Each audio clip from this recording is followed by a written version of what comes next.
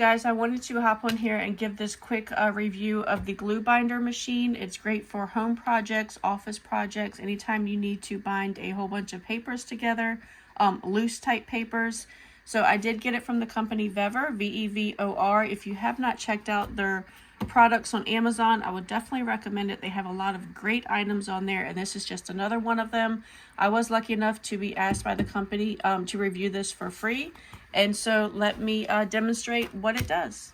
Okay, so this binding machine does come with one of these folder type things to bind your papers in. It's already got the stuff in there for you, so you will need to get some more of these if you plan on using it a whole lot. But you do just get your papers, and then you will plug it in and you will just select the button, and it'll warm up. I don't know if you can see it really well, but it says run or warm right there. And then while you're getting your papers set in the binder like you want, you'll just wait for that light to go off and it'll say run. So when it says run, it is ready to go. So you just line your papers up in the binding like you want, or just like that. And then once that says run, you will pull this back and it opens up this section right here, because that is where the heat is going to bind your papers, right inside of there. So you open that and you will just take your papers, you will drop them in there and you will close it just like that.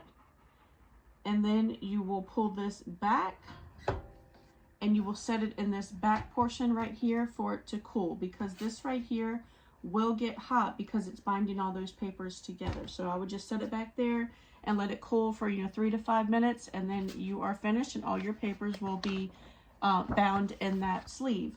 And it does have all the instructions right here, which is really nice, so you don't have to keep going back to the instruction manual.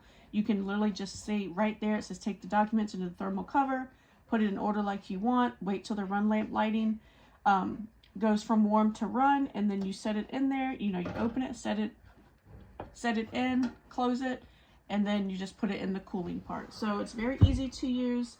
It'll definitely come in handy for a lot of school projects and things like that, since we homeschool.